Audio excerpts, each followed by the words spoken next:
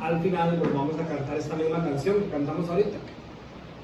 Esta canción, ojalá todas las canciones, escogemos que los músicos, principalmente el Ministerio de la Música, diligentemente trabaja todas las semanas y nosotros hemos orado por escogerlas.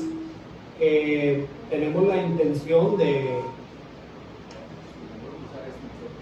¿Qué pasa? ¿Ya no usar esos? ¿Aló? ¿Aló? ¿Seré yo maestro? Que usted diga, ven. Ok, mientras tanto, buscamos canciones, letras que nos lleven a adorar al Señor y a recordar las cosas que Él ha hecho por nosotros.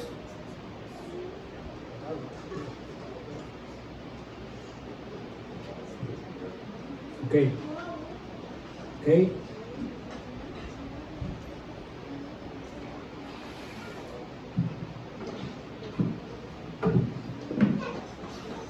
Y bueno, revisen si funciona bien.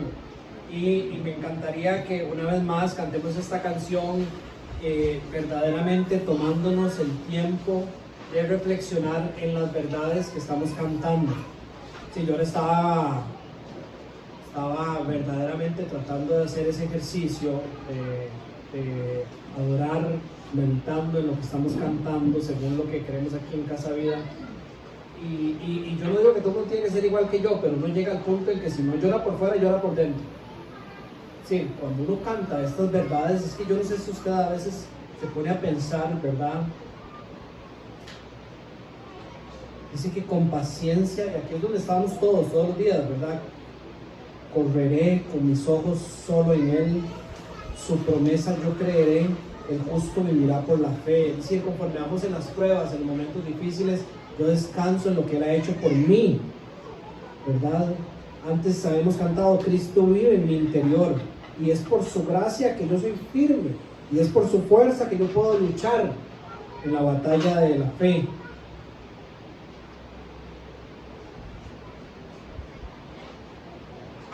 A la meta llegaré. Es decir, estas son cosas que cantamos no porque a nosotros se nos ocurren, es porque están en la Biblia. Nosotros vamos a llegar a la meta.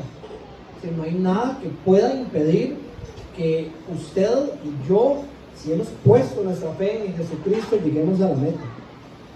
Y vamos a ver a nuestro Salvador. Y siempre vamos a estar con Él. Porque el justo vivirá por la fe. Él consumirá nuestra fe.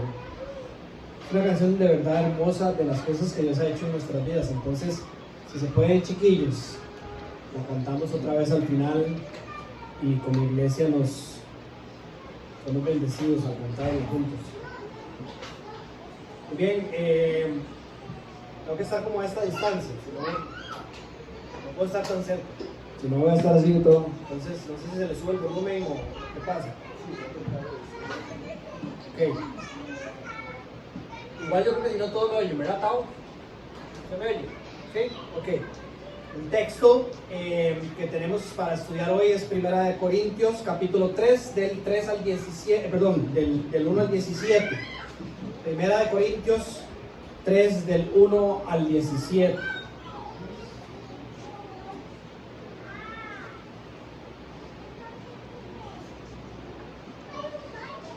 Y se los voy a leer. Yo, hermanos y hermanas, dice en las traducciones más recientes, no pude dirigirme a ustedes como a espirituales, sino como a inmaduros, apenas niños en Cristo. Les di leche porque no podían asimilar alimento sólido, ni pueden todavía, pues aún son inmaduros. Mientras haya entre ustedes celos y contiendas, ¿no serán inmaduros? ¿Acaso no se están comportando según criterios meramente humanos? Cuando uno afirma, yo sigo a Pablo y otro, yo sigo a Apolos, ¿no es porque están actuando con criterios humanos? Después de todo, ¿qué es Apolos? ¿Y qué es Pablo? nada más que servidores por medio de los cuales ustedes llegaron a creer, según lo que el Señor asignó a cada uno. Yo sembré, Apolos regó, pero Dios ha dado el crecimiento. Así que no cuenta ni el que siembra, ni el que riega, sino solo Dios, porque es quien hace crecer. El que siembra y el que riega están al mismo nivel, aunque cada uno será recompensado según su propio trabajo. En efecto, nosotros somos colaboradores al servicio de Dios. Y ustedes son el campo de cultivo de Dios, son el edificio de Dios. Según la gracia que Dios me ha dado, yo como maestro constructor puse el fundamento y otro construye sobre él. Pero cada uno tenga cuidado de cómo construye, porque nadie puede poner un fundamento diferente del que ya está puesto, que es Jesucristo. Si alguien construye sobre este fundamento, ya sea con oro, plata y piedras preciosas, y otro con madera, heno y paja, su obra se demostrará tal cual es, pues el día del juicio la dejará al descubierto. El fuego le dará a conocer y pondrá a prueba la calidad del trabajo de cada uno. Si lo que alguien ha construido permanece, recibirá su recompensa, pero si su obra es consumida por las llamas, él sufrirá pérdida. Será salvo, pero como quien pasa por el fuego. ¿No saben que ustedes son templo de Dios y que el Espíritu de Dios habita en ustedes? Si alguno destruye el templo de Dios, él mismo será destruido por Dios, porque el templo de Dios es sagrado y ustedes son ese templo. Oramos. Señor, gracias de nuevo por la oportunidad que nos das ahora de estar y estudiar, meditar, en mi caso predicar tu palabra, Señor. Y nuestra oración es que por medio de ella seamos iluminados, edificados, cambiados, transformados. Podamos arrepentirnos para ser más como tu Hijo Cristo Jesús. Queremos ser más como Cristo Jesús, Señor, ayúdanos. Pedimos en nombre de tu Hijo. Amén. Bueno, seguimos predicando sobre esta primera carta de Pablo a los Corintios, y especialmente la semana pasada Pablo estaba haciendo un énfasis sobre la importancia de la supremacía de la sabiduría de Dios en el corazón del creyente, por ende en el corazón de toda la iglesia, específicamente en la iglesia local.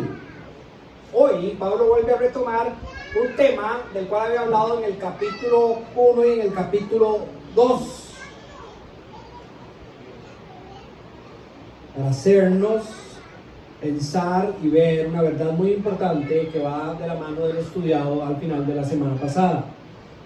Sabiduría de Dios es de importancia suprema para la iglesia, y la iglesia es, o por lo menos debería de ser, la encarnación de la sabiduría de Dios. Y aquí es donde vamos hoy. Es decir, no solo establecimos la semana pasada que la sabiduría de Dios debería ser lo más importante para nosotros, sino que como consecuencia de creer esa verdad, nosotros vamos a volvernos la encarnación de la sabiduría de Dios aquí en la tierra.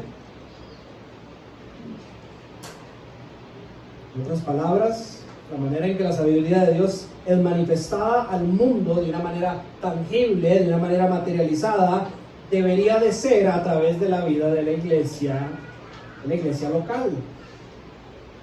Y para ser la iglesia del Dios viviente en nuestra localidad, nosotros debemos procurar hacer de esta verdad nuestra verdad. Para esto, de nuevo, no solo debemos exaltar la supremacía de la palabra de Dios como el fundamento de la iglesia, sino también, y en estos verbos vamos a estar enfocados el día de hoy. Número 1, construir adecuadamente sobre el fundamento que ya hemos puesto, la sabiduría de Dios. El número 2, entender las consecuencias de construir de manera inadecuada. Tenemos que entender que hay consecuencias cuando no hacemos lo que tenemos que hacer de manera correcta, es decir, alejados de la sabiduría de Dios. Y número 3, a manera de conclusión, debemos de establecer lineamientos, un manual para el campo de cultivo, de siembros, un manual de construcción que nos permita revisar y corregir nuestras faltas para la gloria de Dios. En todo proyecto, cuando uno estudia lo que es un proyecto, todos los proyectos del mundo usualmente tienen 5 secciones. Cualquier proyecto en el mundo tiene 5 secciones. La primera es el inicio, tiene que empezar algún día. La segunda es la planeación. La tercera es la ejecución. La cuarta es una de las más importantes y de las que menos se hace, es la revisión y la corrección antes de llegar a la quinta, que es el cierre. Nosotros somos expertos en iniciar, en planear, en ejecutar, no en corregir y después cerrar. Por eso es que cometemos los mismos errores muchas veces. Es importante corregir para poder crecer antes de cerrar y no cometer los mismos errores. Por ende, es que nosotros tenemos que establecer como iglesia ciertos lineamientos que nos permitan revisarnos y corregir las faltas que hemos estado haciendo para de esa manera poder ser la iglesia de Dios a quien nos ama. Pero antes de entrar en esos 3 puntos, tenemos que recordar y tener claridad de cuál es el problema. Ahora, el problema lo hemos estado escuchando, Apolos, Pablo, Cefas, Cristo, ya en el capítulo 1 y en el capítulo 2. Pero hoy quiero que nos enfoquemos en qué es el centro de ese problema. Sí, usualmente cuando uno está pecando, salen actitudes a la superficie que son fáciles de ver. Pero lo difícil para corregir esas actitudes es verdaderamente profundizar y ver a dónde está mi pecado. ¿De qué se trata? Se trata de la envidia, se trata del orgullo, se trata del control, se trata de qué se trata, qué es lo que me está llevando a comportarme de las maneras en que salimos a la superficie. Entonces hoy vemos que sí, hay ese problema que está causando rivalidades y divisiones en unos capítulos pasados por lo que las personas están queriendo hacer a través de Pablo, Apolos, Pedro o Cristo. Pero ¿cuál es la raíz de ese problema? Capítulo 2, Pablo cerraba de esta manera: aquel que tiene el Espíritu de Dios ha sido regenerado y equipado para ver, masticar, comprobar, abrazar y creer en la sabiduría de Dios. La última frase de este capítulo 2 que dice: nosotros, los cristianos, tenemos la mente de Cristo. Ahora, quiero abrir el primer paréntesis de esta enseñanza para decir, no se sienta que nosotros hemos recibido en el correo un paquete especial que yo no he recibido y que por esa razón ya yo debería levantarme e irme. Así no funciona el nuevo nacimiento en Cristo Jesús. Si usted es una persona que no ha puesto su confianza en Jesús como su Señor y su Salvador, no es que usted va a recibir un paquete especial. Ya se lo han dado. Es un regalo que el Señor le ha dado al morir en la cruz para que todo aquel que en Él crea no se pierda y tenga vida eterna. Lo único que usted tiene que hacer es, ya sea en su corazón o por medio de algunos de nosotros, que no es esencial, es algo entre usted y Dios, ponerse de rodillas y decirle al Señor: Señor, yo quiero ver esto que es la sabiduría de Dios. Señor, yo me arrepiento de creerme el dueño de la sabiduría y quiero entender esta verdad de que tú eres Dios y yo simplemente soy un hombre. Ábreme la puerta, ábreme los ojos. Y dice en las palabras de Jesucristo en el Sermón en el Monte que aquel que toca, se le abre. Aquel que pide, se le da. Entonces siéntase animado, si usted no lo ha hecho, a hacerlo. Y claro que sería un honor si alguno de ustedes siente esta necesidad y al final de la reunión lo podemos hablar y hacerlo juntos. Eso tiene que ver con la salvación. Pero Pablo también hablaba la semana pasada que pueden haber personas cristianas, es decir, que ya han nacido de nuevo, y que no estén abrazando la sabiduría de Dios. Es decir, que la sabiduría de Dios no ocupe el trono en sus vidas, sino que ellos sigan sentados en el trono y de vez en cuando echen mano a algunas cositas de la sabiduría de Dios, pero no es algo supremo en sus vidas. Esto lo explicaba brevemente la semana pasada, la diferencia entre lo que es la salvación, que es una obra de Dios. Dios es el que por gracia, si damos Efesios capítulo 2, nos salva. No es por nada que nosotros hemos hecho, no es porque nadie es más inteligente, o porque nadie es más especial, que alguien más alto o más pequeño, o porque se portó muy bien y entonces se ganó el premio. Nada, por nada que nosotros hemos hecho, porque no es por obras, para que ninguno de nosotros crezca en orgullo, que vamos a ver qué es lo que está pasando hoy en este problema, sino que podamos exaltar solo aquel que nos trajo de la muerte a la vida, aquel que prometió que en algún momento por el poder de su espíritu iba a hacer que huesos muertos estuvieran vivos, que un corazón que es de piedra se volviera un corazón de carne. Él es el que por medio del agua y el espíritu, según las palabras de Cristo a Nicodemo, que el agua significa purificación y el espíritu de Dios, hace que las personas nazcan de nuevo. Y el que ha nacido de nuevo, nueva criatura es, todas las cosas han pasado, las vidas han pasado y ahora todas las cosas son hechas nuevas en Cristo Jesús. Eso es toda la obra de Dios. Pero el honor más grande que ha recibido aquel que ha nacido de nuevo es que Dios, y por favor, de nuevo, piensen, cuando yo digo Dios, traten de introducir los atributos de Dios para poder magnificar la persona de la que estamos hablando, el creador de todas las cosas, soberano, todopoderoso, que todo lo sabe, lleno de verdad, justo, recto. Él decidió invitarnos a, junto con él, crecer en santidad. Nos dio, entendiéndolo bajo el contexto de su sabiduría, la libertad para que de todas las cosas buenas que él nos da, crezcamos y seamos cada día más como su Hijo Jesús. Pero en esa libertad, muchas veces los hombres escogemos crecer a nuestra manera y no a la manera de Dios. Como vengo enfatizando, ese es el problema.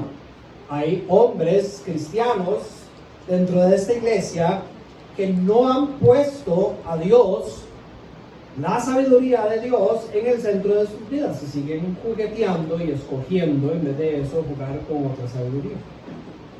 En síntesis, creo que lo he mencionado un par de veces, el problema de esta iglesia es un problema de orgullo. Es un problema de orgullo. Y el texto nos deja ver esta verdad. Cuando uno afirma yo soy o yo sigo a Pablo y otro yo sigo a Apolos, no están actuando con criterios humanos, actúan sobre criterios humanos, no sobre criterios divinos, actúan según la sabiduría del mundo, no la sabiduría de Dios, y lo hacen todo por orgullo. Si pudiéramos poner en una frase esto que está pasando dentro de la iglesia, sonaría algo así: nosotros creemos poder definir qué es mejor para nosotros. Por eso es que hay un grupo dentro de nosotros que somos tan orgullosos para creer que Apolos es mejor que Pablo. Y por eso lo seguimos a él. Y deberían de aplaudirnos, porque nosotros estamos en lo correcto. Y hay otros que dicen que son de Pablo. Nosotros somos los que estamos en lo correcto. Esta es una verdad. Si nuestro corazón está centrado en la sabiduría de los hombres, nuestra adoración estará centrada en los hombres.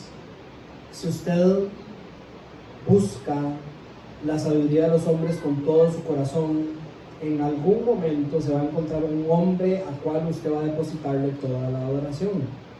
Pero si nuestro corazón está centrado en la sabiduría de Dios, si nosotros dejamos que estas verdades entren profundamente en nuestro corazón, el resultado va a ser adoración centrada en el ser de Dios y nada más. Hay un problema de orgullo. Estoy pensando en ejemplos en el cual todos nos pudiéramos identificar y creo que este es bastante adecuado. Cuando un niño está viendo un partido de algo, de algún juego que no conoce, con equipos que no conoce, hablando en un lugar donde no conoce, ¿cuál es la frase clásica que creo que todos hemos dicho en algún momento cuando nos preguntan, ¿usted con quién va? Por ejemplo, mi hijo Juan Felipe no tiene la menor idea de que es el Campeonato Nacional de Fútbol, ¿verdad? Para la bendición de él, sinceramente. Pues usted ve el clásico el día viernes, Saprissa versus La Liga, él no sabe cuáles son los colores de Saprissa, no sabe el nombre de nadie de Saprissa, y si usted le pregunta a Juan Felipe, ¿usted con quién va? ¿Cuál es la respuesta que Juan Felipe va a dar? ¿El más bueno o con el que gane? ¿Verdad? Yo creo que todo el mundo en algún momento lo ha dicho. ¿Y usted con quién va? Ahora, bueno, hace poquito estaba lo del Super Bowl, ¿verdad? Y mi hermano me invitó a verlo. Yo no sabía ni quién jugaba en el Super Bowl, ni sé las reglas del Super Bowl, ni nada. Y al final de cuentas, uno termina como ya yéndose con el que le está yendo mejor, ¿verdad? Y en el fondo, ¿por qué es? Porque uno quiere exaltarse a uno. Hay un tema de orgullo en uno que no le permite escoger el que va a perder. Yo quiero ir con el que gane. Yo quiero ser parte del grupo de los ganadores. Yo quiero que al final del juego, como pasa cuando uno es niño, cuando pregunte, ¿y qué? ¿Quién ganó? Porque uno no sabe ni qué significa un gol, le digan, el equipo suyo, el Saprissa. ¿Vieron? Se los dije, yo gané, yo soy de los ganadores. Hay un tema de orgullo, hay un tema de querer exaltarse arriba de los demás, los perdedores. Eso es lo que está pasando dentro de esta iglesia. Quieren escoger con quién ir para al final de cuentas poder decir, ven, las cosas están pasando como Pablo las enseñó, y exaltarse a ellos. No es un tema de los maestros. Podemos ver a lo largo de esta carta que Pablo bien explica, primero que todo, él se corta la cabeza, igual que se la va a cortar hoy, pero él explica que Apolos ha hecho un gran trabajo, obviamente no está criticando el ministerio de Jesús, es su maestro y su señor, ¿verdad? Y el trabajo de él también ha sido bueno. Entonces no es un problema de maestros, es un problema de la manera en que la iglesia está manejando estas cosas. El orgullo es más importante que enfocarse en la sabiduría de Dios que ellos han enseñado. Es más importante para nosotros exaltarnos y hacernos de este grupo que verdaderamente humillarnos y seguir lo que está siendo enseñado. En las iglesias pasa exactamente lo mismo. Si usted le ha tocado estar en diferentes partes, ya sea San José o en mi caso, por un tema ministerial, Dios me ha permitido viajar por muchas partes de Estados Unidos. Voy a hablar de mi experiencia. Uno escucha este tipo de respuestas. ¿Y qué? ¿A cuál? Es más, voy a hablar de una que me ha pasado varias veces. A mí me gusta ir a conferencias. He estado en conferencias buenas, he estado en conferencias no tan buenas, pero las personas que son orgullosas y quieren exaltarse a ellos mismos, usted les pregunta, ¿y qué? ¿A cuál conferencia fuiste? Ah, fui a la conferencia de la iglesia de John MacArthur. Yo respeto muchísimo a John MacArthur, trato de ir a todas las conferencias en las que él está y lo estudio, pero quiero que se den cuenta de la manera en que las personas contestan. Fui a la conferencia de la iglesia de John MacArthur. Y uno a veces no lo hace porque uno no quiere que nadie se sienta mal. Pero si uno le pregunta a esa persona, ¿y cuál es el nombre de la iglesia? ¿Y cómo se llama la conferencia? Ni sabe. Ni sabe. Lo que quieren que todo el mundo se dé cuenta es que ellos estuvieron en una conferencia donde estuvo John MacArthur. John MacArthur ni siquiera sabe que eso está pasando aquí en Costa Rica, pero estas personas quieren exaltarse porque ellos fueron parte de algo en lo que estuvo el gran maestro John MacArthur, y ellos son los que quieren hacerse grandes. Y así póngale el nombre que usted quiera. ¿Y cuál iglesia visitaste? Fue Hillsong. Y era la música, ¿verdad? Estuve en una iglesia de Hillsong y era la música. Usted les pregunta, ¿de qué se trataba la prédica? ¿Y cómo se llama el pastor? ¿Y cuántos hermanos de la iglesia conociste? No pasa. Porque en el fondo, no digo que eso es el caso de todas las personas, pero en el fondo muchas veces lo que ellos están buscando es exaltarse por algo que Dios tal vez ha levantado y ha hecho grande, como grandes maestros que han sido equipados con muchos dones, y se agarran de eso que Dios ha hecho para traerlo a sus vidas y exaltarse y decir, yo soy parte de ese tipo de conferencias, yo soy parte de ese grupo de personas, yo soy parte de los que hacen así las cosas y de los que hacen así las cosas. Es más, al igual que Pablo, pongámonos nosotros la soga al cuello.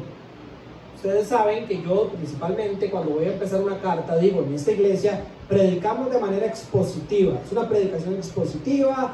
Nos gusta la estructura de la predicación expositiva por la manera en que nos aseguramos de que estamos en el contexto, de que estamos sacando bien el mensaje que Dios ha dado a los hombres a través de toda la carta, y el versículo por versículo nos permite estar en una zona segura y no torcer los textos ni malinterpretarlos. Todas las razones por las cuales nosotros escogemos predicar predicación expositiva.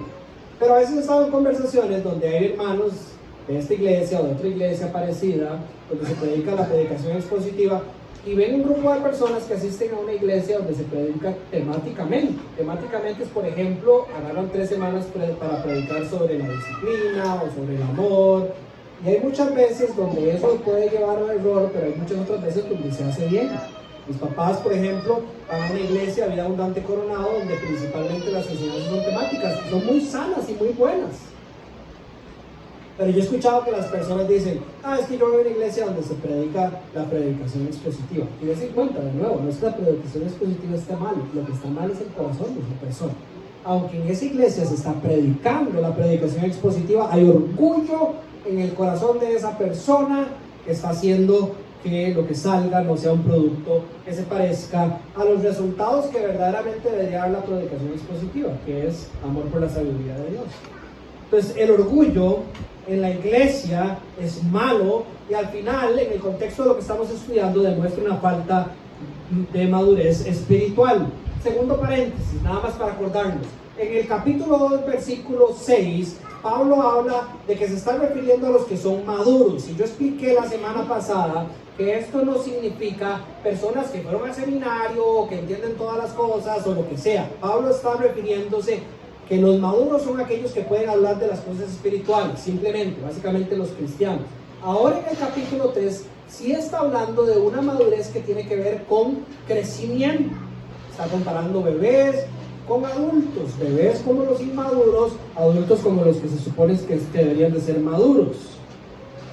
Entonces, de los primeros, por ejemplo, está hablando de los que tienen la mente de Cristo, y ahora está hablando de los que usan la mente de Cristo. ¿Entienden? Hay una diferencia. La madurez espiritual se alcanza por medio de poner la sabiduría de Dios en el centro del corazón de la iglesia. Si usted quiere que nosotros crezcamos y seamos una iglesia madura, cada uno, para lograr el conjunto, tiene que buscar crecer, meditar, creer y practicar la sabiduría de Dios. Y verdaderamente todos podemos, porque de nuevo estamos capacitados y tenemos la mente de Cristo. El texto sigue. Versículo 1, de nuevo. Yo, hermanos, no puedo dirigirme a ustedes como espirituales, sino como a inmaduros. Y en otras versiones puede decir carnales. Esa es otra palabra, que es importante nada más que todos lo entendamos. Siempre en la Biblia hay un contraste entre lo que es el espíritu y la carne. El espíritu son aquellos, vivir en el espíritu es vivir según lo que Dios nos ha dado y con lo que Dios nos ha equipado. Vivir en la carne, los que están en la carne son los que no son creyentes, o los que, aunque han sido equipados por Dios, deciden vivir alejados de la sabiduría de Dios. Esto es lo que está pasando aquí. Dice Pablo, les di leche porque no podían asimilar el alimento sólido, ni pueden todavía. ¿A qué se refiere cuando dijo les di leche? Pablo, se recuerdan, y lo vamos a ver en el ejemplo de hoy, fue el que plantó la iglesia. Y según el libro de los Hechos, Pablo estuvo más de 1 año y medio enseñando en esa iglesia. Y como eran bebés que estaban empezando, les estaba dando lechita. Eso es lo que uno le da a los bebecitos, y eso es lo que le da a uno de chiquitos, ¿verdad? Pero ahora Pablo está en otro lugar y recibe esta carta y dice, ¿y ahí? Pero se están comportando todavía, después de tantos años, como aquellos bebecillos que yo les daba leche, cuando deberían estar comiendo ya alimentos sólidos. Mientras haya entre ustedes celos y contiendas, no están en la carne, no siguen siendo inmaduros, no siguen siendo como bebés, dice Pablo. No se están comportando según los criterios humanos, si no parecen personas no salvas o no creyentes, sería otra manera de preguntarlo. Cuando uno afirma que yo sigo a Pablo y el otro que yo sigo a Apolo, no están actuando según los criterios del mundo. De nuevo, la palabra hermanos o hermanas, en una versión, pero incluye a todos los creyentes, nos confirma que Pablo le está hablando a cristianos. Pero el resto del párrafo nos confirma que Pablo le está hablando a cristianos que no quieren crecer en santidad, que no están abrazando la sabiduría de Dios. Si usted quiere entender mejor sobre lo que es vivir en la carne versus vivir en el Espíritu, puede estudiar Gálatas capítulo 5, del 16 al 22. Se lo leo rápidamente. Vivan por el Espíritu y no sigan los deseos de la carne, dice Pablo. Porque ésta desea lo que es contrario al Espíritu, y a su vez el Espíritu desea lo que es contrario a ello. Entonces se oponen entre sí, dice. De este modo que ustedes no pueden hacer lo que quieren. Pero si los guía el Espíritu, no están bajo la ley, dice, o bajo la carne. 19.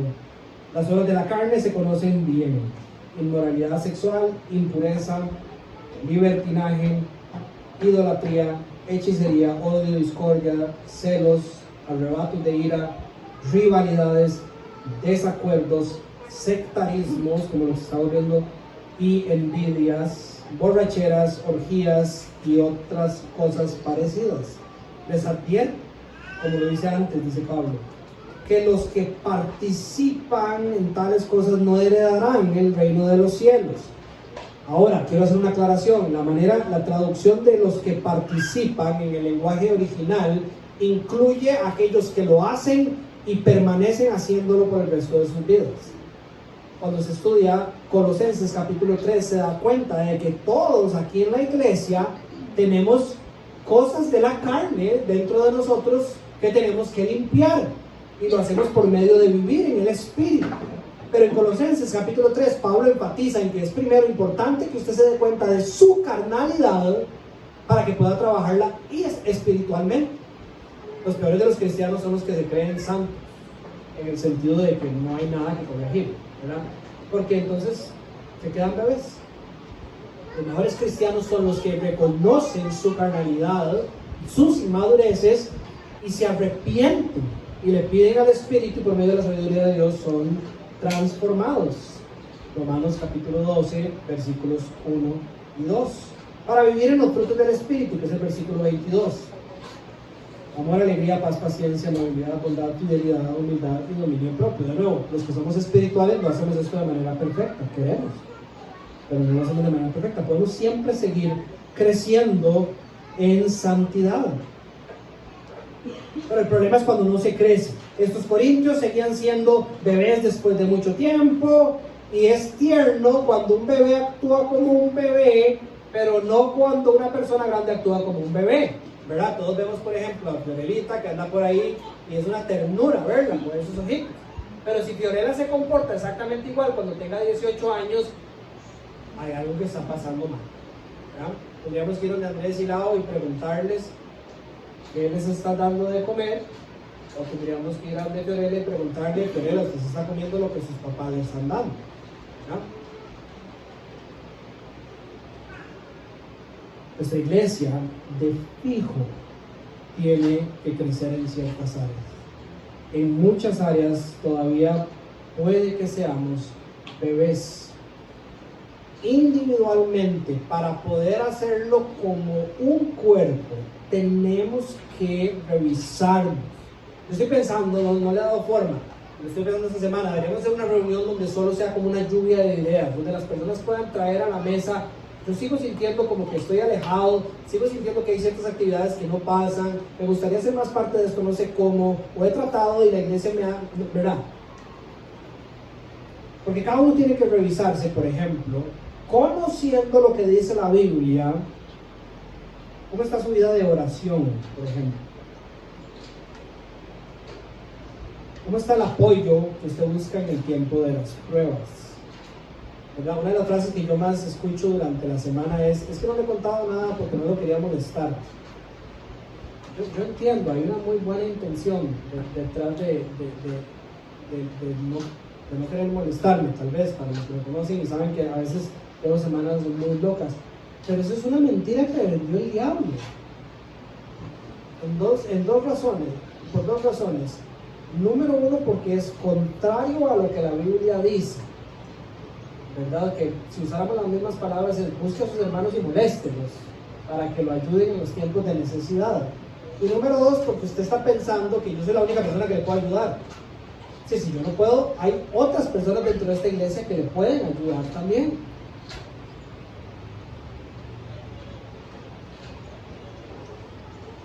Confesión de pecados. Usted tiene que revisarse y decir, yo a alguien en esta iglesia le confieso mis pecados.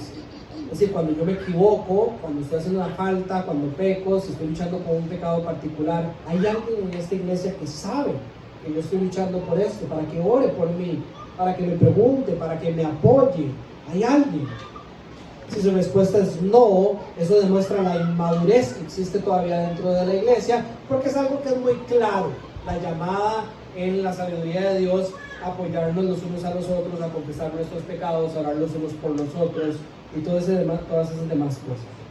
Entonces, en cualquiera que sea la iglesia, si esto pasa, con atención, si esto pasa, que es un resumen a lo que se le ha llamado las marcas de una iglesia sana, si esto pasa, que se está enseñando la Biblia de manera sana,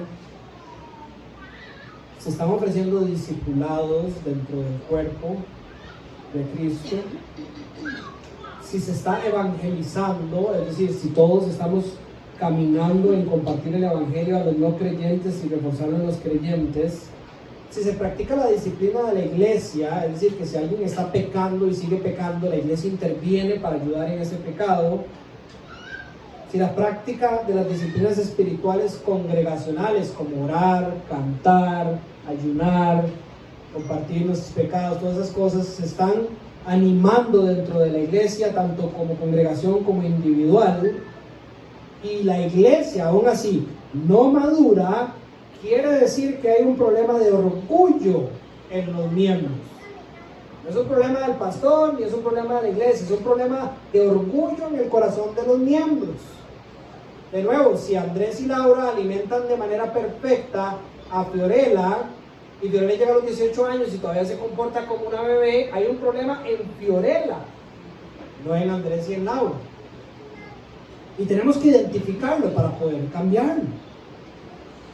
Todos estamos llamados a hacer una evaluación y a acercarnos al consejo de la iglesia y a mí como el anciano de la iglesia, es decir, también a Andrés, a Laura, a Gabo y a Ches y a María José, personas que estamos en el consejo de la iglesia, orando a Merce, orando todas las semanas por cada uno de ustedes por nombre y apellido, ¿verdad? Acérquense y díganos que hay cosas de estas que no están pasando y que por esa razón esta iglesia no está creciendo. Y nosotros vamos a reconocer si es bíblicamente correcto, vamos a querer arrepentirnos y corregirlo.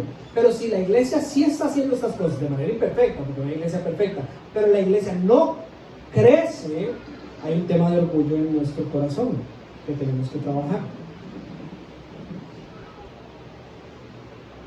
Y aquí los puntos a desarrollar. Ahora, antes de desarrollar los puntos que traje para hoy, veamos el punto medular de nuevo, para tenerlo fresco. El verdadero cristianismo no es acercarse a la Biblia y a la iglesia con orgullo. Es decir, no es acercarse a la Biblia y a la iglesia hasta el punto en que yo me sienta bien. Quiero ser parte de esta iglesia, Casa Vida me encanta, pero solo los domingos en la mañana. Sí, ya es que a mí la hora de los discipulados me incomoda, no me gusta, ese no es mi estilo. Las noches de oración, no, a mí lo que me gusta es yo solo. El grupo no me gusta. Orgullo por todo lado. El verdadero cristianismo no puede ser eso.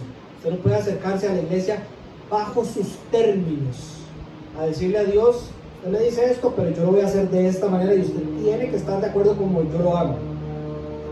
El verdadero cristianismo es buscar tener una relación sólida con el fundamento que es Cristo y por medio de hacer lo que en su sabiduría sea necesario para sembrar o construir y preservar el edificio según lo que dicta Dios, que es bueno. Los puntos los desarrolla a través de dos ejemplos. El ejemplo 1 es un campo de cultivo y el ejemplo número 2 es un edificio, que por el versículo 16 sabemos que se está hablando de un templo, si quisiera ponerle un nombre al edificio. Pero veamos la primera ilustración. Un campo de cultivos. Versículo 5. Después de todo, ¿qué es Apolo y qué es Pablo? Él mismo nos da la respuesta. Nada más que servidores, por medio de los cuales ustedes llegaron a creer, según lo que el Señor asignó a cada uno.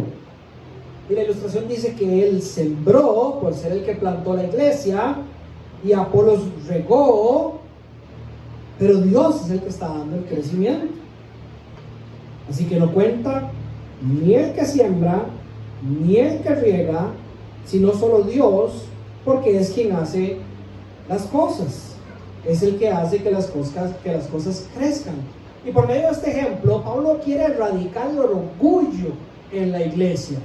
Es que yo me siento súper bien porque yo dentro de la iglesia me llevo con el pastor, paso mucho tiempo con su familia y estoy metido con los que llevan los líderes de ministerio.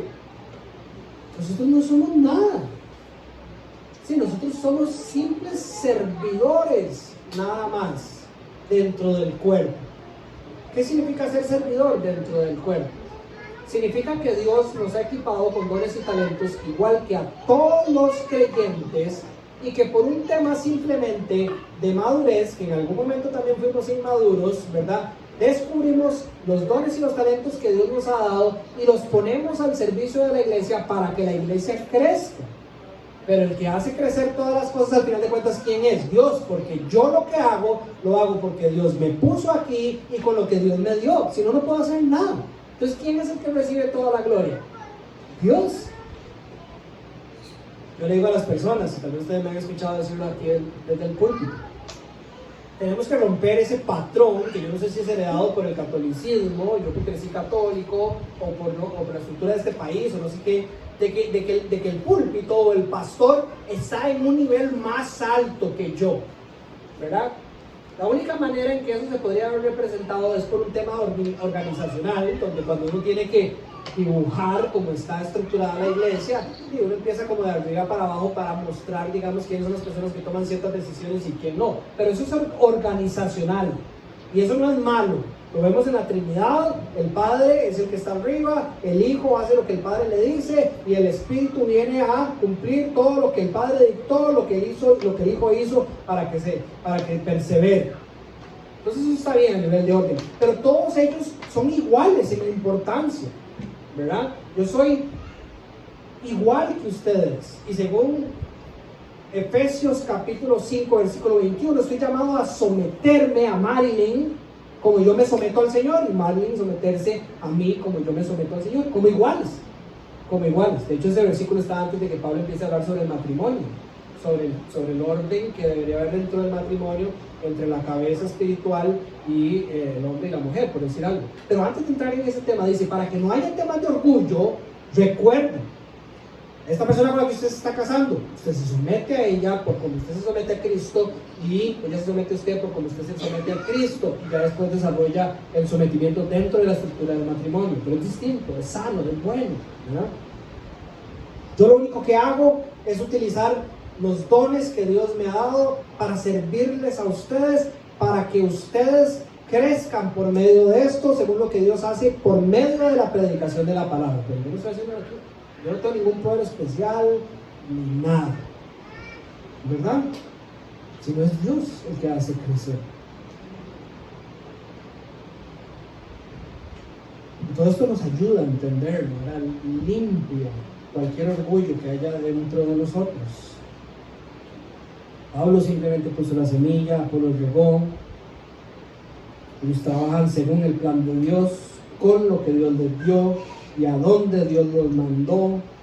Dios es el que hace la obra. Nosotros siempre, cualquiera de nosotros, tenemos que ser instrumentos que dan gloria a Dios, no instrumentos que le roban la gloria a Dios. Yo desde el púlpito jamás debería de apuntar a esta iglesia a que me admire y me glorifique a mí, sino siempre más bien que sus ojos estén en el autor y en el consumador, perfeccionador de su fe, en Hebreos 12, que es Cristo Jesús, el fundamento donde tienen que estar nuestras miradas, donde tiene que estar nuestro corazón.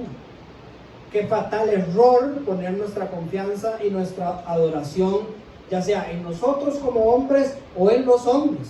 Ustedes me han escuchado decir esto 14 millones de veces. Cualquier cristiano que dentro de esta iglesia diga, Dani es mi pastor, todo le faltará. El Señor es mi pastor y nadie me faltará.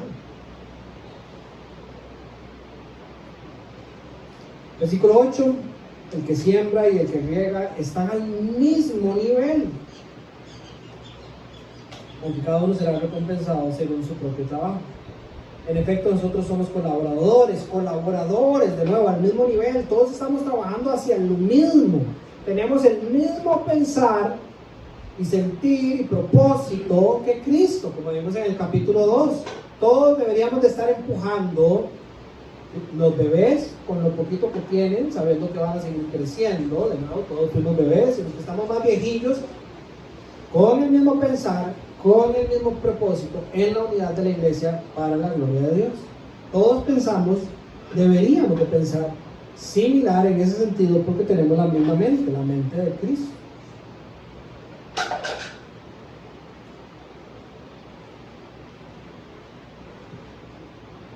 Me gusta nada más para cerrar esta parte de este ejemplo, donde dice, ustedes son el campo de cultivo de Dios. Es decir, la iglesia es el campo de cultivo de Dios. Entonces, no solo yo como maestro, pero usted también como una persona que es parte de esta congregación. Y como dice Pablo más adelante en Corintios, todas las partes del cuerpo cumplen una función importante. Si ustedes son importantes, por eso yo digo, otro paréntesis, por eso yo le digo a las personas, cuando usted falta un estudio de Biblia, ¿verdad? Muchas veces usted solo piensa como que me voy a perder de lo que me van a dar. Pero yo lo animo a que no falte un estudio de Biblia, porque sus compañeros se van a perder de lo que usted les podría dar también, porque usted es importante dentro del cuerpo de la fe. Ustedes son el campo de cultivo de Dios.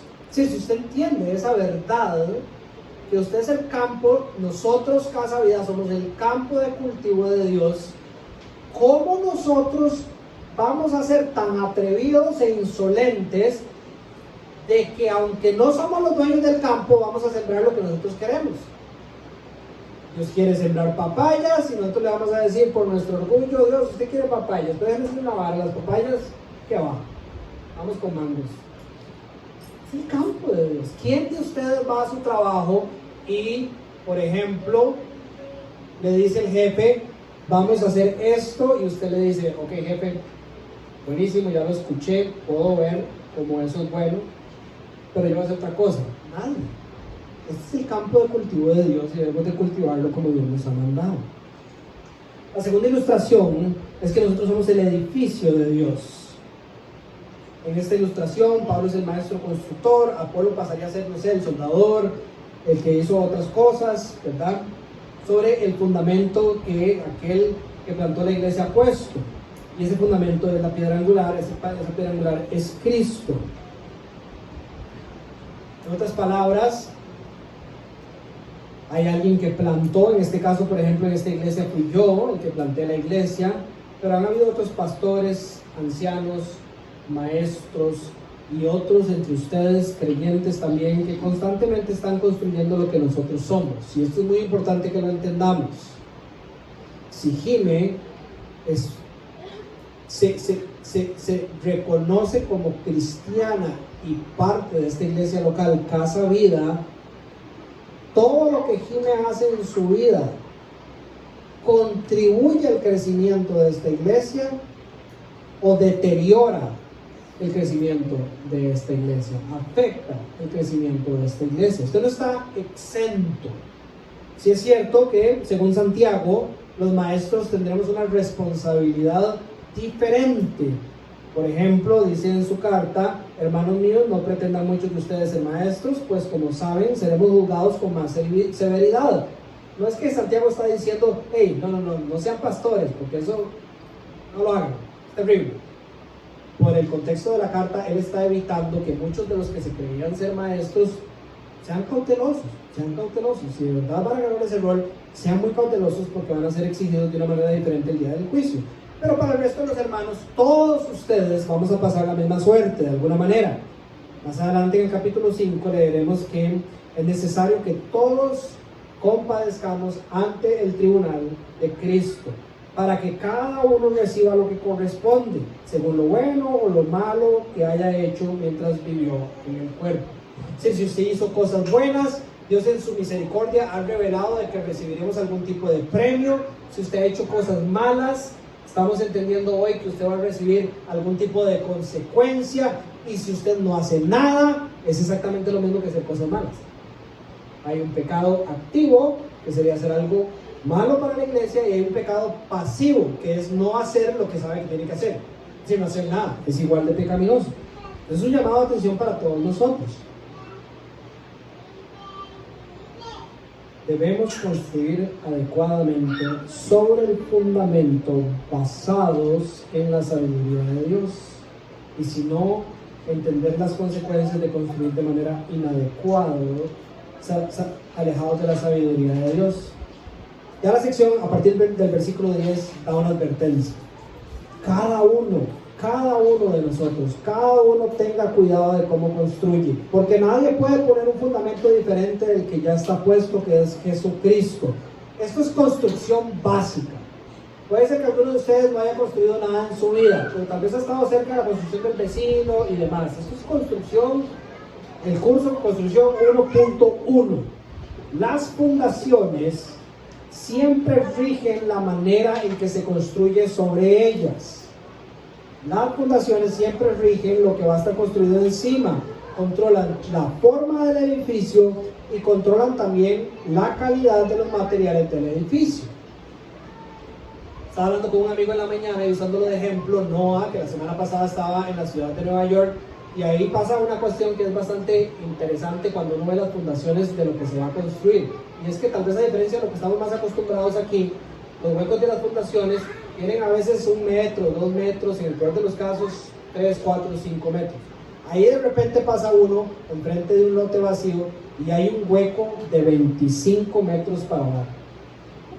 25 metros de hueco. Y uno ve los tractores allá donde están armando varillas y donde están poniendo unas placas gigantes donde están armando la fundación. Cualquier persona que sabe un poquito de construcción sabe que si estas son las fundaciones que están poniendo, no es porque van a poner un carrito de helados encima, ¿verdad?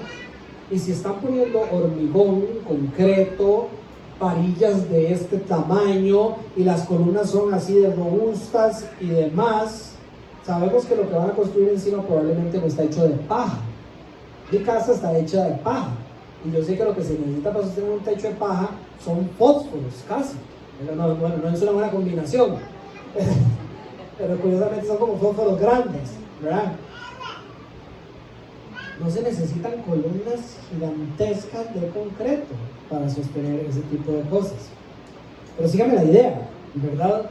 Las fundaciones son las que marcan lo que tiene que ir encima y la forma de lo que tiene que ir encima. De nuevo, si las placas van en este sentido, usted no va a poner la pared en este sentido. La pared va encima de las fundaciones. Cristo es esa piedra angular, Cristo son los fundamentos, la sabiduría de Dios, Cristo en la carne sería también la sabiduría de Dios, es el fundamento, y no solo debería de quedar el fundamento bien puesto, sino que el fundamento debería de influenciar todo lo que nosotros somos en la superficie. Todo lo que nosotros hagamos en esta iglesia tiene que glorificar las fundaciones. Si la fundación es oro, plata y piedras preciosas, que son las palabras para describir la perfección de Cristo, según Pablo, nosotros deberíamos de construir con los mismos materiales. Si la fundación es perfecta, nosotros deberíamos de buscar construir con la perfección que tenemos en las fundaciones. Si la perfección de las fundaciones dice que esta es la forma, nosotros deberíamos de buscar seguir esta forma. Si nosotros queremos construir con diferentes materiales y hacer la forma que nos da la gana, es puro orgullo. Somos una iglesia que no se parece a la iglesia de Cristo y no sabe. Y hay consecuencias cuando hacemos eso. La primera consecuencia que encontramos es que cuando usamos los materiales incorrectos dañamos la edificación. Dañamos la iglesia local. Nadie puede poner un fundamento diferente del que ya está puesto. Jesucristo. Versículo 12. Si alguien construye sobre este fundamento, ya sea con oro, plata y piedras preciosas, o con madera y heno y paja, su obra se mostrará tal cual es, y el día del juicio dejará todo al descubierto. Si hemos construido mal, el día en que nuestra iglesia le dé la gloria a Dios, le va a dar una mala gloria. Es decir, va a ser una gloria grillita. Usted podría leer las cartas que se encuentran a las 7 iglesias en el libro de los de Apocalipsis. Cuando usted lee la descripción de la gloria de Dios que esas iglesias le están dando, no es bueno. Se han alejado de su primer amor, han perdido el rumbo, no saben para dónde van, y todo queda al descubierto el día del juicio. La iglesia se va a volver menos, aunque tengamos un edificio que parece estar muy bien construido. Cuando somos pasados por el fuego, puede que nos demos cuenta que lo que tenemos son las fundaciones y 4 varillas o 3 líneas de bloque, y que todo lo que está encima es madera y paja. Que nuestra iglesia no se construya de esa manera. Estoy pensando en ejemplos de cómo se ve eso en la historia de la iglesia el día de hoy. Por ejemplo, charlas motivacionales. Si nosotros no venimos a la iglesia para que nos den una charla, que nosotros salgamos sintiéndonos súper bien de cómo estamos viviendo.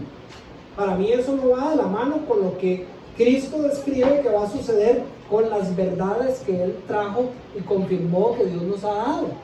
Si la verdad de Dios confronta la carne, para que en el Espíritu corrijamos nuestro error y busquemos la santidad. Y claro, como cantábamos y vamos a volver a cantar, hay gozo en nuestro Señor, y esperamos tranquilamente, con fe y con esperanza por lo que Él está haciendo en nosotros. Pero cuando nosotros venimos aquí y escuchamos de la palabra de Dios cosas que nos están diciendo, pucha, yo no soy ese, yo debería mejorar, eso es lo normal, eso es lo que debería de pasar, porque la palabra de Dios es santa y nosotros no. La instrucción de Dios es perfecta y nosotros no.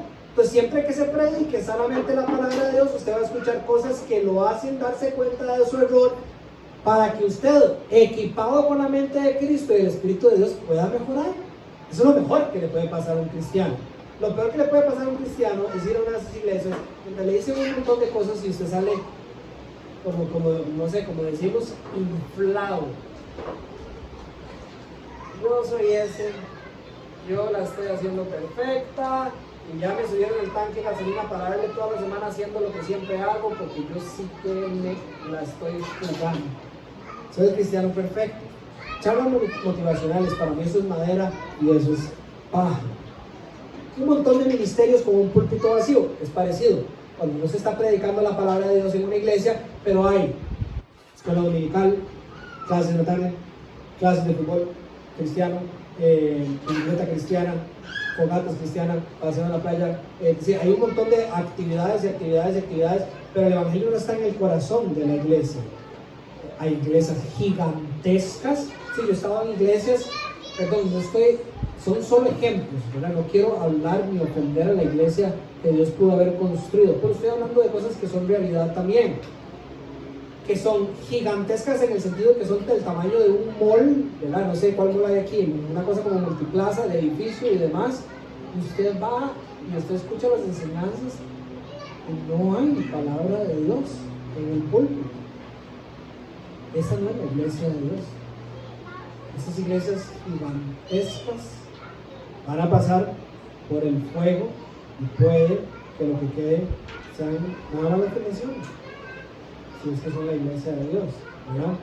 Y todo ese montón de cosas sin la palabra de Dios en el centro, sin la sabiduría de Dios guiándola, no sirve para nada. No tengo nada en contra de las megas iglesias. Hay megas iglesias que de la sabiduría de Dios están haciendo cosas muy buenas. Pero hay otras iglesias, y nosotros lo hemos tratado de evitar aquí en Casa Vida, donde me dicen, no hay grupo de hombres, no hay grupo de chicas, no hay grupo de jóvenes, no hay grupo de niños, no hay grupo de bebés, tenemos que hacer esto, tenemos que hacer lo otro. No. Si el Señor nos bendice en su tiempo, vamos a poder hacerlo porque es bueno. Pero la iglesia no se trata de tener 14 grupos. La iglesia se trata de tener la sabiduría de Dios en el centro de nuestro corazón y permitir que como un resultado de eso crezcamos en madurez, para que por medio del crecimiento y madurez se afloren los dones del Espíritu Santo y alguien diga: yo voy a liderar un grupo de jóvenes. Pero ese es el crecimiento orgánico. Puede haber 1000 grupos y no crecimiento, inmadurez, problemas. O legalismo, la existencia de normas que no pueden ser sustentadas por principios de la palabra, sino por estándares personales.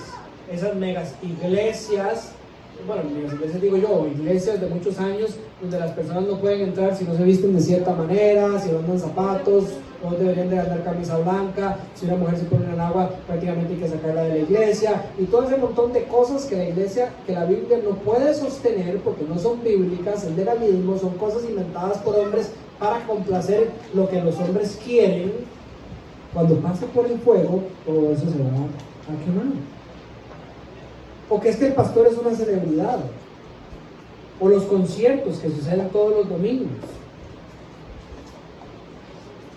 Yo digo a las personas, si ellos no me dejan ir al grupo de música, nosotros los domingos no se trata ni de la voz tan bonita que tienen ellos. Es más, a veces hago hasta cosas que seguro, no sé si se me van conmigo, donde trato de que esas voces tan hermosas que tienen se escuchen menos, tengan menos protagonismo. Porque no se trata ni de las voces ni de que esto sea un concierto perfecto donde ven con todos sus talentos musicales puede hacer que todos los instrumentos funcionen y suenen perfectos y bonitos. Claro, queremos hacer las cosas con excelencia para darle gloria a Dios, pero esto no es un concierto. Aquí la tarea es que por medio de la voz de Naja y de la música de Ben podamos facilitarles a ustedes que le canten al único auditorio que es Dios, ¿verdad? No se trata de tener 17 músicos en la tarima y 14 millones de luces y los mejores parlantes, ¿verdad? De nuevo, puede ser que a veces eso dé buenos resultados, pero a veces confunde. O agendas políticas y sociales. Sí, en esta iglesia ahora vamos a empezar a aceptar el matrimonio homosexual porque el gobernador si existiera, ¿verdad? El gobernador de Nosara apoya ese tipo de cosas, y si nosotros no apoyamos ese tipo de cosas, de fijo nos van a cerrar la propiedad, y además queremos hacer unos pasaditos en la playa y ya nos van a dejar entrar en la playa. Pues negociemos nuestros principios para acomodarnos a las agendas políticas del tiempo y seguir siendo la iglesia que la lleva bien dentro del pueblo. Todo eso se va a quemar cuando pase por el fuego y la iglesia va a recibir pérdida. No solo la iglesia recibe daños cuando pasa por el fuego, sino que también los constructores van a recibir pérdidas. Ahí es cada uno de nosotros. Si lo que alguien ha construido permanece, recibirá su recompensa, pero si su obra es consumida por las llamas, él sufrirá pérdidas. Será salvo, pero como quien pasa por el fuego. De nuevo, no pierde su salvación, pero por mal constructor se pierde las bendiciones que Dios tiene para usted. Segunda de Timoteo dice: esfuérzate por presentarte ante Dios aprobado, como un obrero que no tiene nada de qué avergonzarse. Y en el contexto hacia Timoteo dice que interpreta rectamente la palabra de verdad, pero eso también se transmite hacia toda la iglesia.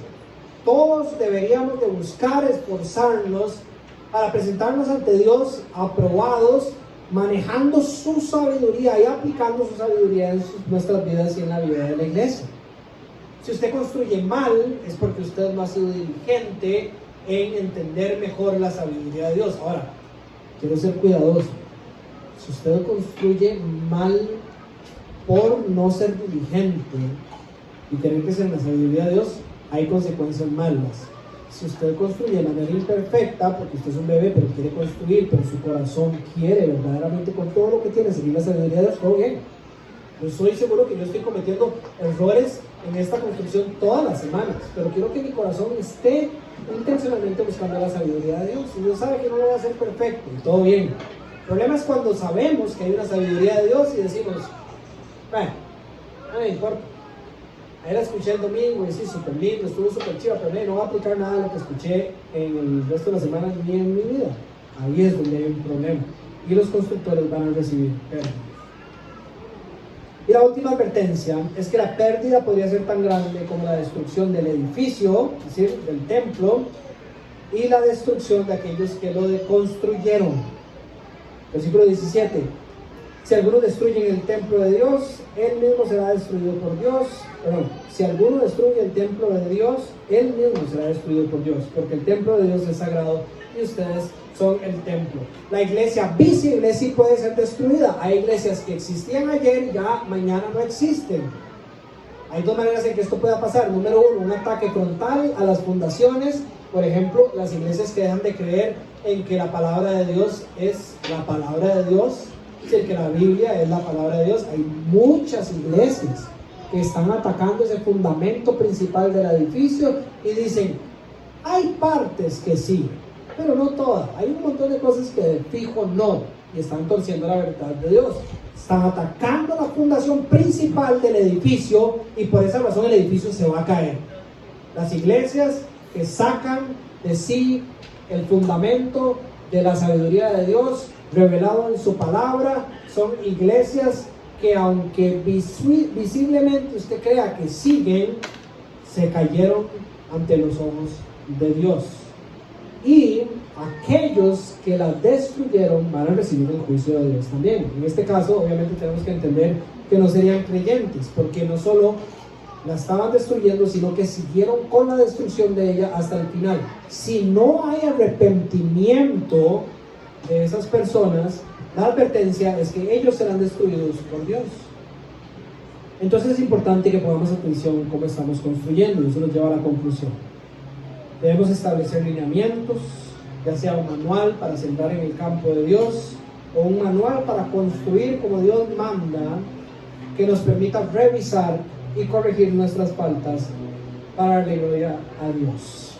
Aquí simplemente es un cierre, pero la tarea queda abierta para que todos la hagamos. Debemos de estar alerta al lugar que le estamos dando a la sabiduría de Dios.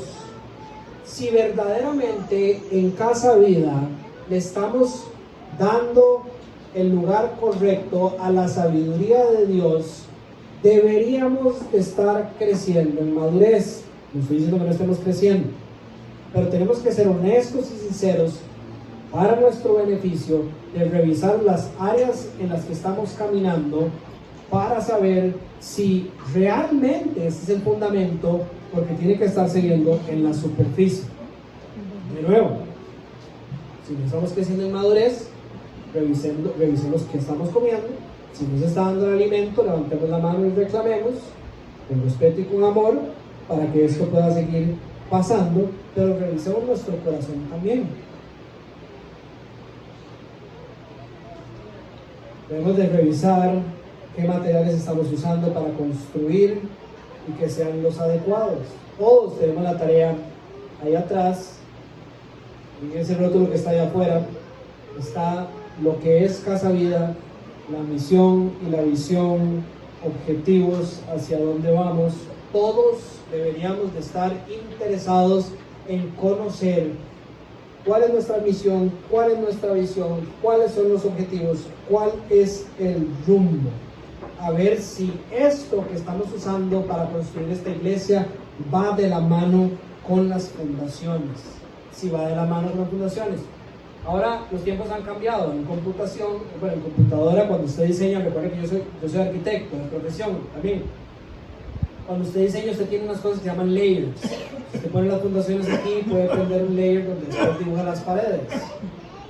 Antes, en el tiempo de mi papá, estaba el plano de ingeniero estructural con las fundaciones y usted le ponía un papel mantequilla encima y rayaba y levantaba y rayaba y hacía así para ver si lo que usted estaba dibujando encima calzaba perfectamente con las fundaciones que usted le habían dado.